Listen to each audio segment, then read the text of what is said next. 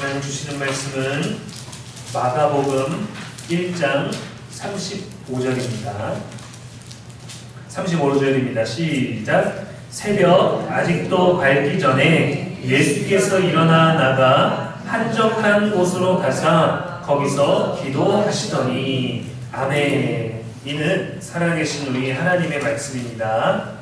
이 시간 우리 읽은 한 절의 말씀 가지고 왜 기도해야 할까요? 라는 제목으로 함께 말씀 나누겠습니다. 마가복음 1장에서는 예수님의 일상, 평범한 그분의 하루 일과가 어땠는지를 우리들에게 알려줍니다.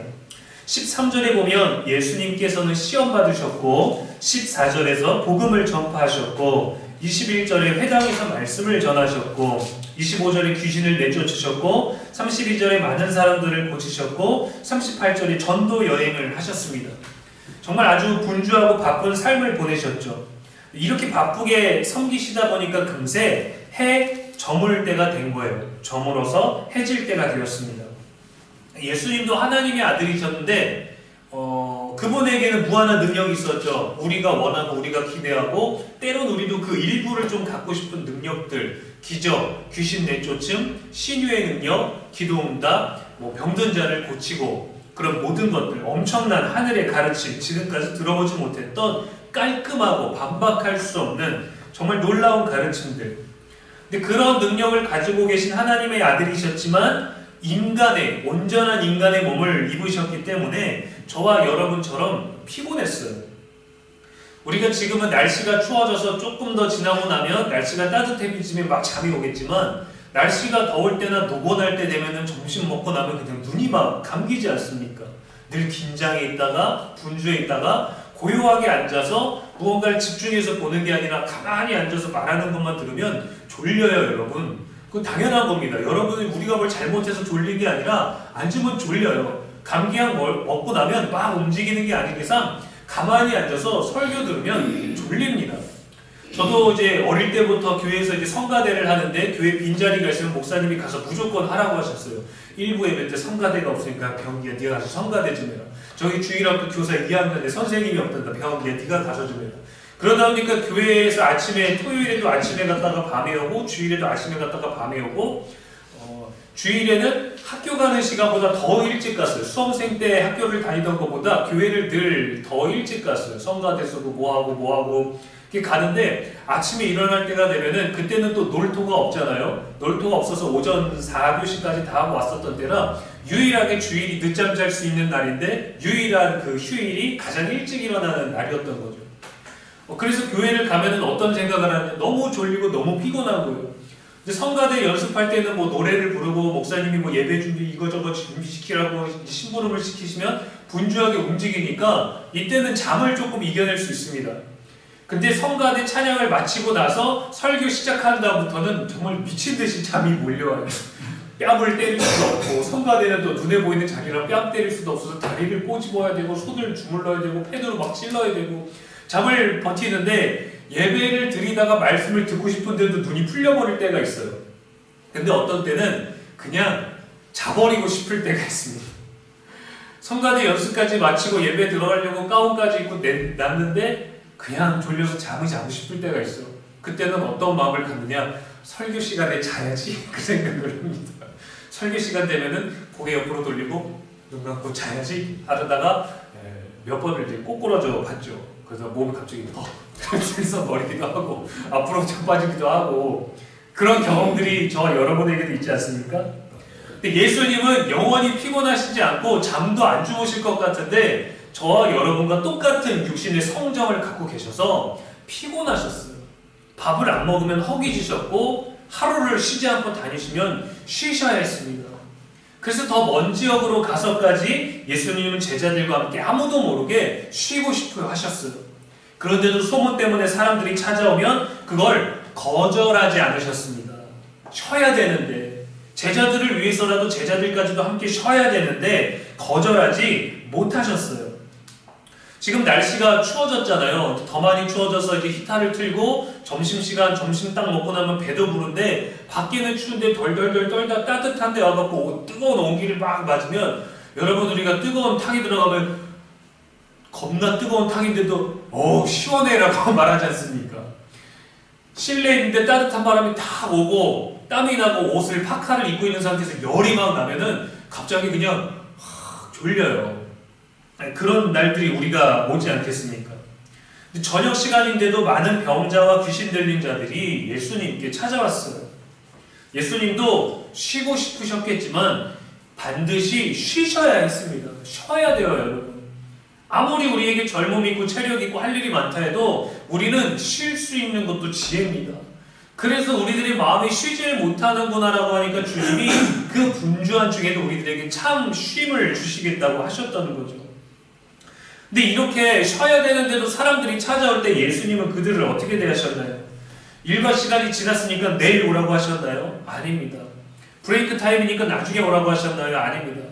제가 오전 말씀에도 순댓국집에 대한 얘기를 했지만 손님이 찾아갔는데 이 손님을 위해서 사실은 친절하게 해야 돼요. 죄송합니다. 미안하지만 우리가 브레이크 타임이어서 나중에 와주세요. 오후에 와주세요 하면 될 거를 이거 읽어봐요 라고 얘기를 하는데 너무 짜증이 나갖고 그냥 이 순댓국을 제가 엄청 좋아하는데 먹기가 싫어질 정도였어요. 만약에 그렇게 예수님께 찾아갔는데 예수님한테 저녁에 찾아가서 우리 아이의 병을 고쳐주십시오. 우리 어머니 귀신 들린 것 좀 고쳐주십시오. 우리 아픈 것을 좀 낫게 해주십시오 라고 찾아가는 예수님이 이 순댓국집 아줌마처럼 대문 좀 읽어봐. 읽어 시간 끝났잖아. 돌아! 하고 짜증냈으면 예수님이 만약에 우리들에게 갈급함으로 찾아온 자들에게 이렇게 대하셨다면 그냥 병을 가지고 살 것 같아요. 기분이 너무 상해서 마음이 너무 나빠서 에라 이게 예수야? 그냥 내가 이 병을 가지고 살겠다. 기분 더러워서 형 그럴 것 같아요. 저만 그런가요? 그만큼 사람들이 우리를 대하는 무언가에 따라서 우리의 감정이 지배를 받습니다. 여러분이 최선을 다해서 노력했는데 누군가가 우리를 바라보는 시선이 만족스럽지 못한 것 같아요. 그러면 차라리 어떤 궁금한 걸 여쭤본다든가 당연한 그런 절차가 있는 것은 아니지만 다양한 방법으로 풀 수 있는 그 눈으로 말하는 그 시선으로 말하는 거 있지 않습니까? 멸시하는 것, 조롱하는 것, 무시하는 것 같은 자기를 과시하고 싶은 것들, 지금의 뭔가를 날 쳐다봐서 나 스스로 이 상황을 설명하게 만드는 그런 불편한 일들을 가끔 경험하게 할 때가 있어요. 예수님이 만약에 우리에게 그렇게 하셨다면 차라리 그냥 병을 안고 사는 게 지금 기분 나쁜 것보다 더 낫겠다라고 여길 만큼 우리는 연약한 것이죠. 해외에 나가면 급한 문제가 생겼을 때 한국 선교사님을 찾아가라 라고 하는 게 그 주변에 선교사님들이 있다면 그게 원주민들의 상식이라고 합니다. 왜냐하면 선교사를 가장 많이 파송하는 국가가 미국이고 다른 나라들도 많이 파송하지만 다른 나라들은 저녁 6시 이후가 되면 선교사님의 낯선 공간, 낯선 나라, 또 힘든 그 삶의 일과를 존중하기 위해서 스스로도 그렇고 파송하는 단체에서도 그렇고 저녁 6시 이후가 되면은 그들의 삶과 개인적인 사생활을 위해서 가지 말라고 해요. 집을 찾아가더라도 너무 급해서 찾아가더라도 선교사님들이 아닙니다. 내일 오세요라고 거절하는 경우가 많다고 합니다. 그런데 한국 선교사님들은 밤 10시에 찾아가든 새벽 1시에 찾아가든 선교사님하고 문을 두들기면 잠옷 입고 뛰쳐나와서 자기 일을 봐준다라는 얘기를 한 선교사님 통해서 예전에 들었어요. 그만큼 우리들이 갈급함 가지고 도움을 가지고 원하는 것을 가지고 찾아갔는데 당연히 우리도 쉬어야 되기 때문에 거절하기도 하지만 예수님도 그렇게 하지 않으셨다라는 겁니다. 한국 선교사님도 그렇게 하지 않으셨고 저와 여러분에게도 지금은 워낙 세상이 흉흉해져서 그냥 초대하지 않을 손님, 연락도 안 된 사람이 와서 문을 두들기는 그 자체가 긴장되고 무섭고 두렵고 그럴 시대가 되기는 했지만 여러분 옛날 8, 90년대 때 우리나라가 한참 부흥과 또한 나라가 경제적으로 많이 성장했을 때 그런 과도기, 힘들었다가 다시 시작할 수 있는 그 과도기를 생각해 보십시오. 잘 살았기 때문에 친절했던 게 아니라 모든 사람이 서로 힘들었기 때문에 그 힘듦을 이해할 수 있어서 돕는 데 망설임이 없었어요. 근데 평안해지고 좋아지고 나아지고 높아지고 뭔가 채울 수 있는 것들이 많아지니까 내 위주로 나를 위한 것들, 근데 나를 위한 것들을 나만을 위해서 사는 데는 만족을 못하니까 자꾸 남에게 과시하려는 쪽으로 향해요. 그러니까 관계는 맺고 싶은데 불필요한 건 싫고 나의 잘된 건 보여주고 싶은데 그거를 친한 사람에게 하는 건 쓸데없는 것 같고 그래서 전혀 상관없는 사람들에게 관계 맺을 이유도 없는 사람들에게 어떤 추천, 구독, 좋아요, 알림 이런 것들을 통해서 영적이고 육적인 관계가 아니라 그냥 온라인에 그냥 존재도 모르는 아무 감정도 없는 그런 영혼도 없는 그런 나눔의 관계가 되어버린 거죠. 예수님도 솔직히 능력이 많으시니까요, 여러분. 그냥 숙소에서 나오지 아니하시고 누가 오겠구나, 누가 찾아오겠구나, 다 나와라, 저녁 6시부터 밤 11시까지 다 나와라 이렇게 하실 수도 있습니다. 그렇게 하셔도 되잖아요. 하나님의 아들이면. 아닌가요? 저만 그런가요? 저라면 그럴 것 같아요. 제게 능력이 있다면 저 사람들이 멀리서 찾아오고 그 분주한 중에 불안한 마음 가지고 오고 초조하게 오고 급한 마음으로 오다가 사고 나느니 오기 전에 그 능력으로 오겠구나, 위험할 수 있겠구나, 그 자리에서 다 나아라. 그리고 그들의 마음에 말씀하시고 명령하시면 됩니다. 하나님의 이름을 기억하라, 하나님이 너희를 고쳐주셨다 하면 너무 아름답지 않나요? 그리고 성경에 딱 한 줄, 예수님이 말씀하시고 그들에게 모든 자들에게 음성이 들리되 하나님의 이름으로 나았다 함을 입었더라. 그리고 그 온 동네 사람들이 예수를 따르더라. 하면 너무 좋지 않나요? 너무 저만 그런가요? 너무 좋지 않나요? 근데 이렇게 하실 수도 있고 이렇게 찾아오지 않은 사람도 믿지 않는 사람도 치유하시고 그들의 음성에 기적적으로 응답하시면 많은 사람들이 믿었을 것 같은데 예수님은 쉽게 하지 않으셨어요. 내가 아침에 일어나서 피곤하지만 설교 시간에 자야지가 아니라 쉽게 하지 않으셨어요. 내가 피곤하지만 내가 졸겠지만 가야지 하셨습니다. 예수님께 나온 자들을 고치기도 하셨지만 말씀도 전하셨습니다. 모든 사람을 귀하게 친절히 대하시고 피곤하고 바쁜 하루를 보내시고 난 다음날 성경은 이렇게 기록합니다. 오늘 본문이에요. 새벽 아직도 밝기 전에 예수께서 일어나 나가 한적한 곳으로 가서 거기서 기도하시더니 엄청나게 피곤하고 쉬어야 되고 분주하고 밤늦게까지 사람을 맞이했는데 새벽이 밝기도 전에 그 한밤중에 한적한 곳에 가셔서 기도하셨습니다. 여기서 이 새벽의 시간을 유대인의 시간으로 계산하면 새벽 3시에서 6시 정도예요. 여러분, 기독교 문화를 가진 나라는 많지만 새벽 예배를 드리는 나라는 우리나라밖에 거의 없다고 합니다. 만약에 다른 나라에서 새벽 기도를 한다면 거기 교회 담임 목사님이 한국 목사님이에요. 그렇지 않고서는 새벽 예배를 잘 드리지 않는다는 거예요. 그럼 여러분, 우리는 왜 한국인의 정서, 특성 그런 것 때문에 그럴까요? 왜 우리는 새벽에 기도할까요? 새벽에 예배할까요? 다른 이유가 없습니다. 예수님이 새벽에 기도하셨기 때문입니다. 전혀 아멘을 안 하시는 거예요. 예수님이 새벽에 기도하셨기 때문에 우리는 새벽에 기도하는 거예요.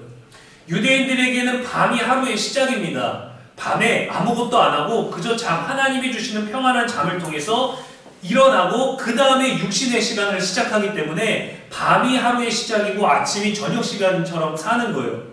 근데 우리의 시간은 아침에 해가 뜰 때를 시작이라고 하지 않습니까? 그 하루를 시작하기 전에, 해가 뜨기 전에 그 새벽에 하나님 앞에 나와서 어제 지난 하루에 대한 감사, 오늘 하루를 시작할 때 하나님의 말씀과 기도로 시작하는 이 거룩한 하루의 시작을 하나님과 시작하는 거예요.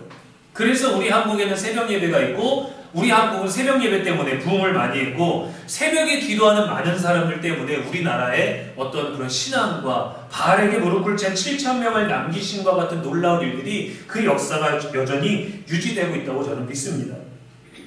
힘든 날들을 보내셨지만 사람들이 편히 자고 있는 시간에도 가장 일어나기 전에 가장 잘 잘 때에도 예수님은 기도하셨어요. 마가복음에서는 예수님께서 기도하신 장면이 3번 등장합니다. 오늘 말씀에 밤이 거의 끝나가는 새벽 무렵, 그리고 6장 46절에 보면 해가 진 이후 저녁, 그리고 14장 32절에 보면 겟세마네 기도는 깊은 밤이었어요. 그리고 이렇게 기도했다고 기록한 모든 때는 큰 사역을 앞두고 있을 때 이렇게 집중적으로 기도하셨습니다.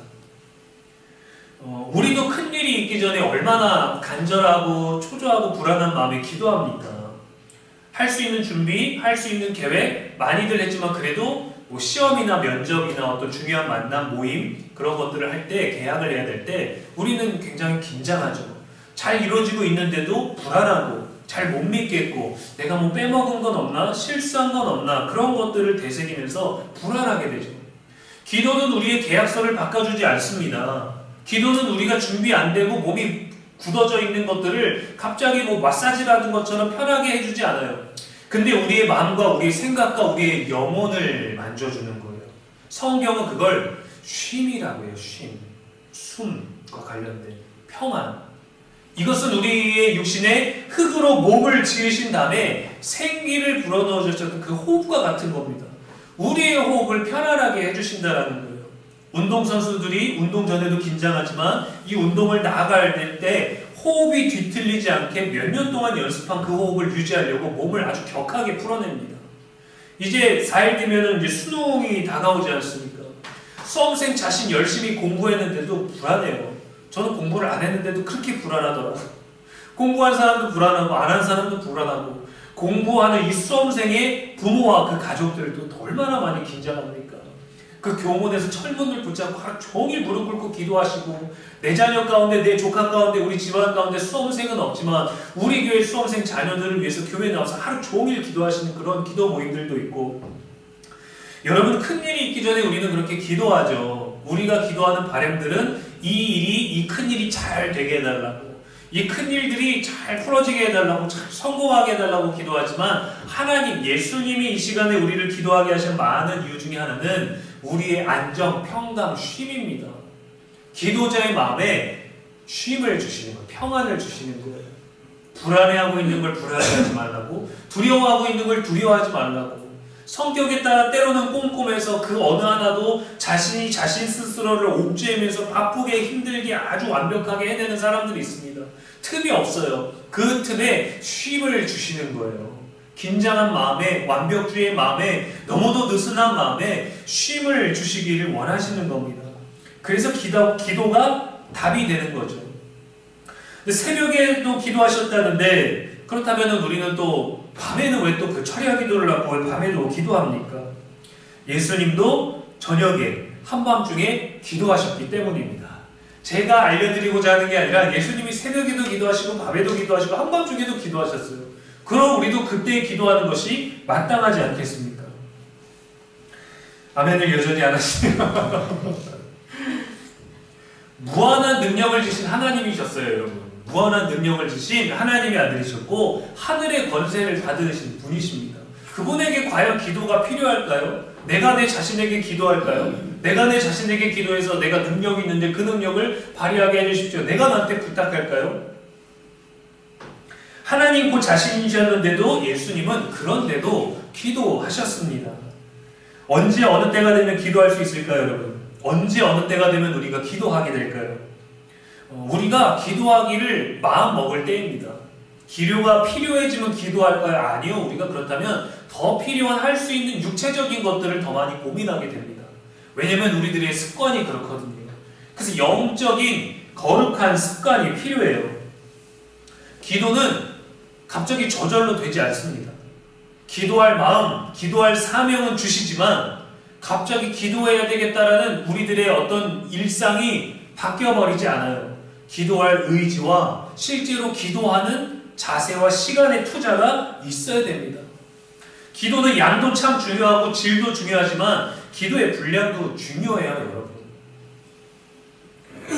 오늘 예수님은 기도하시기에 좋은 조건이었을까요? 그래서 새벽에 기도하셨을까요? 어떤 기도하기 좋은 최적의 온도와 습도와 어떤 이 분위기와 안개와 어떤 해가 뜨기 전에 그 어떤 일출의 그런 좋은 조명들이 있었기 때문에 기도하셨을까요? 결코 아닙니다. 환경을 이기고 피곤을 이기고 잠을 제끼고 지친 것을 극복하고 기도하셨어요. 저도 새벽에 나와서 화수목금 이제 새벽 예배 때 나와서 혼자 찬송 부릅니다. 말씀 전하고 혼자 주기도문 해요. 그리고 이제 불 끄고 강단의 앞부분만 켜놓고 기도합니다. 앉아서 기도하다 보면 저도 모르게 잠든 때가 있어요. 언제 잠들었는지 모르지만 알람에 깰 때가 있어요. 여기 알람에 차 빼라고 이제 알람이 있습니다. 주차 딱지 나오니까 그 전에 빼야 돼서. 근데 설교 딱 마치고 주기도문까지 하고 너무 졸리니까 혼자 막 걸어요. 이렇게 팔자로 막 왔다 갔다 걸어요. 졸리니까. 근데 이 걷는 것도 너무 힘들 때가 있어요. 귀찮다. 걷는 것도 너무 힘들다. 그러면은 여기 잠깐 무릎 꿇고 딱 3초 기도합니다. 하나님, 오늘은 용서하시고 이해해 주십시오. 그리고 여기 누워서 잡니다. 네, 그렇게 한 예배 끝나고 예배 뭐 한 10분, 15분 드리고 나서 여기서 그리고 자요. 그러다가 그래도 이건 아닌 것 같이 자다가 일어나고 그냥 완전 기절할 만큼 자면 알람 때 또 깨요. 착 빼. 그리고 깹니다. 예수님도 우리처럼 피곤하셨고 우리도 여러분 늘 피곤해요. 근데 우리가 피곤한 중에도 기도해야 되는 이유가 뭐냐? 예수님도 기도하셨기 때문이에요.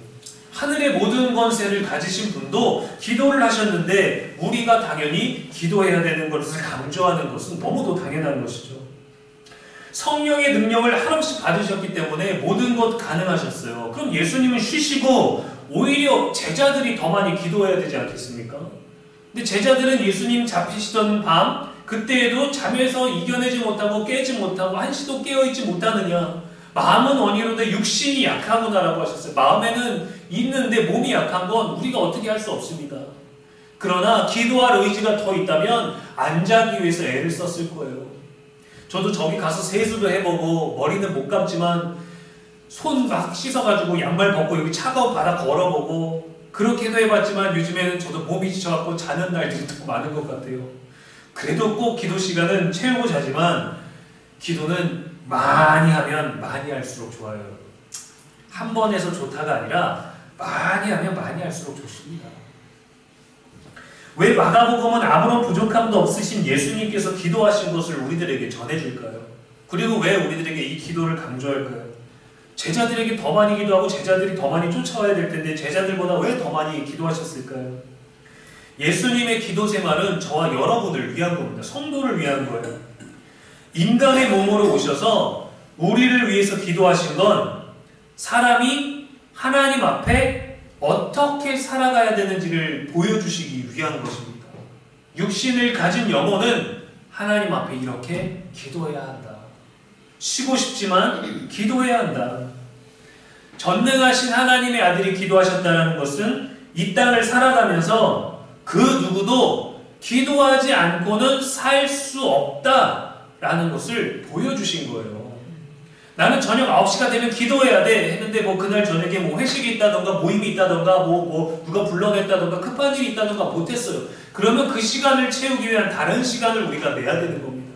9시가 지났으니까 11시는 자야 되는 시간이라서 안 돼가 아니라 그 11시에 잠들기 전에 우리가 기도해야 되는 거예요. 그게 하나님이 우리들에게 인생을 살게 하신 동력이거든요. 근데 이거를 우리가 깨달아야 됩니다. 그 누구도 하나님의 도움 없이는 살 수 없다를 몸소 우리들에게 보여주신 거예요. 기도하라고 가르쳤는데 예수님은 기도하지 않으셨다? 우리가 기도할 명분을 찾지 못할 것입니다. 근데 능력이 없는 우리도 기도 안 하는데 능력이 있으신 예수님께서 기도까지 하셨다라고 한다면 반드시 우리는 그분을 따라가야 되죠. 우리는 바빠서 피곤해서 내일을 위해 쉬어야 돼서 몸살이 나서 약을 먹어서 의사가 하지 말라고 해서 그런 마땅한 이유들이 있지만 환경은 여러분 절대로 우리 편이 되질 않아요. 기도하라고 여유와 시간을 충분히 제공해주지 않습니다. 오히려 기도를 안 해도 된다고 하지 말라고 방해하고 기도가 가장 가치 있다는 것을 모르게 만들죠.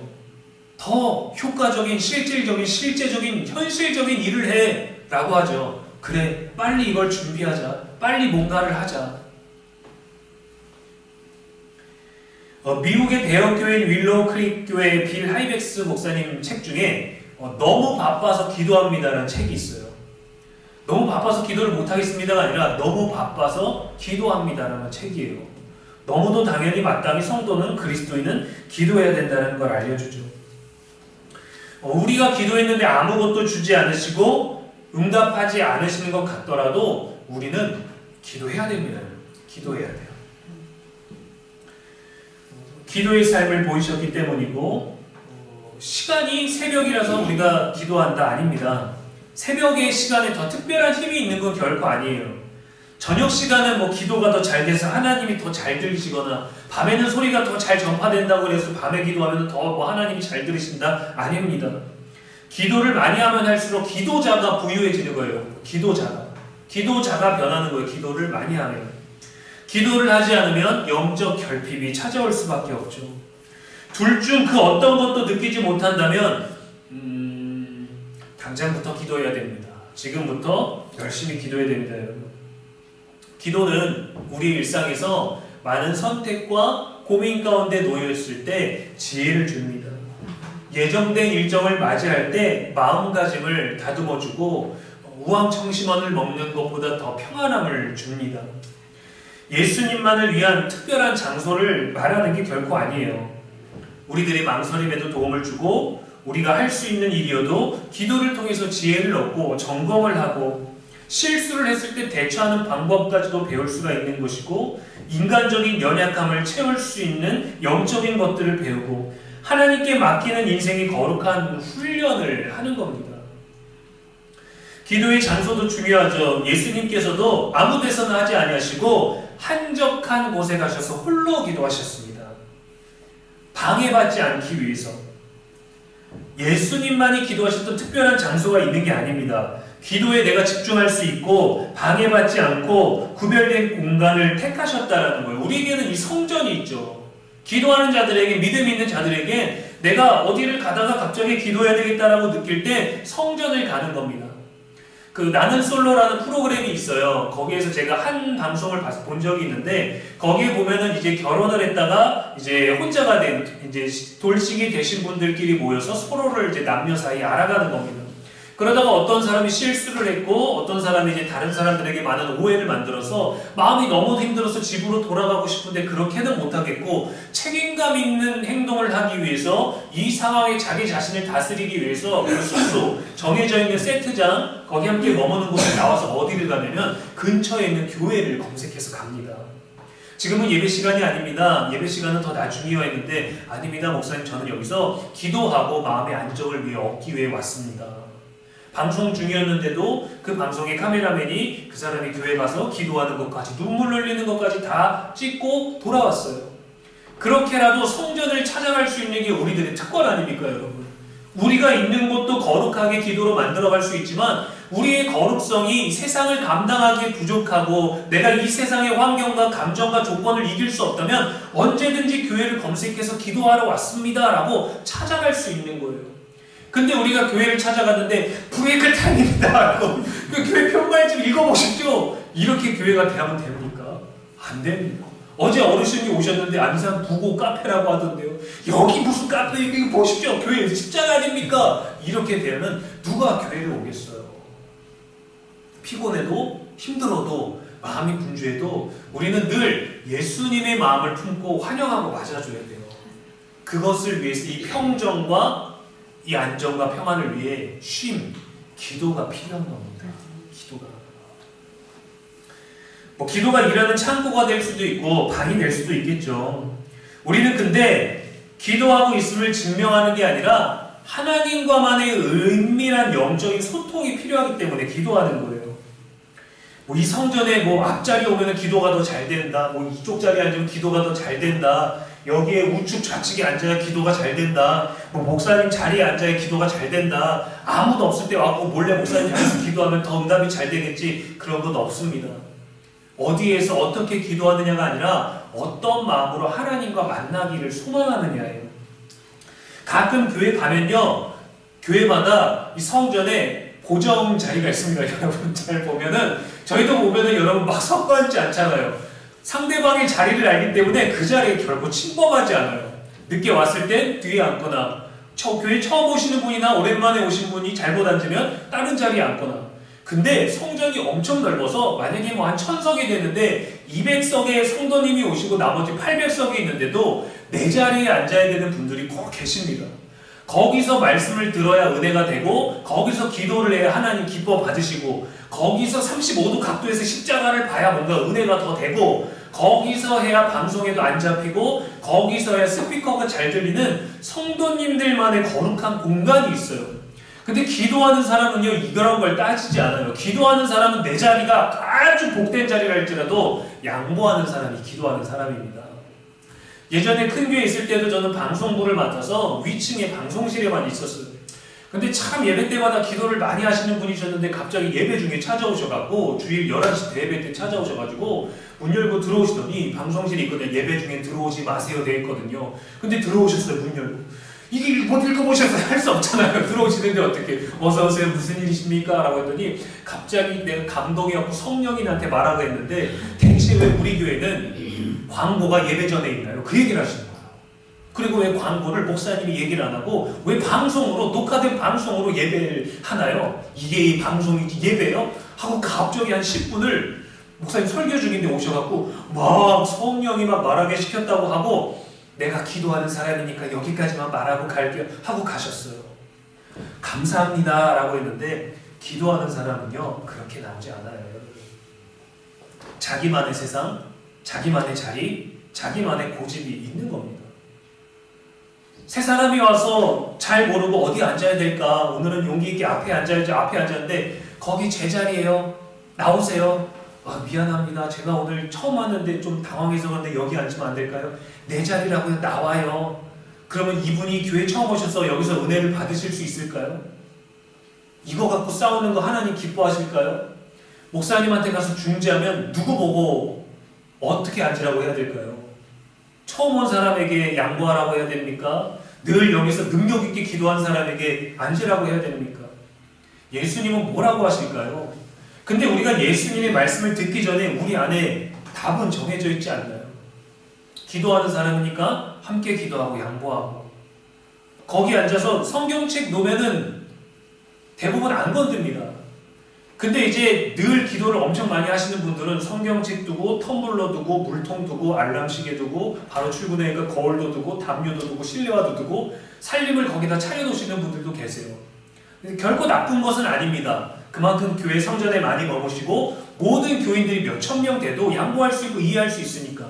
근데 그거를 고집하는 것은 그 자리를 고수하는 것은 빼앗기지 않으려고 욕심부리는 것은 여러분 그거는 기도하는 사람의 태도가 아닙니다. 그거는 사람에게 보이려고 기도하는 것과 같은 거예요. 잘 응답되는 자리 따로 있지 않습니다. 교회 인테리어가 좋다고 조명이 좋다고 흘러나오는 음악이 더 클래식처럼 잔잔하고 좋다고 더 우리가 기도가 잘 되지 않아요.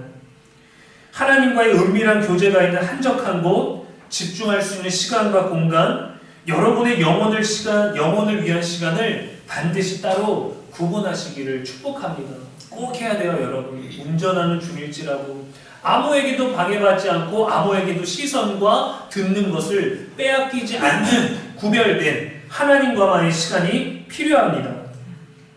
하늘의 지혜와 능력이 매일매일 가득하신 예수님도 여러분 기도하셨습니다. 제가 더 이상은 강조할 수가 없어요. 예수님도 기도하셨는데 우리도 기도해야 되는 것은 마땅합니다. 그렇게 기도하신 예수님은 모든 사람들이 필요로 하는 존재가 되셨고 모든 문제를 해결하시는 능력자가 되셨습니다.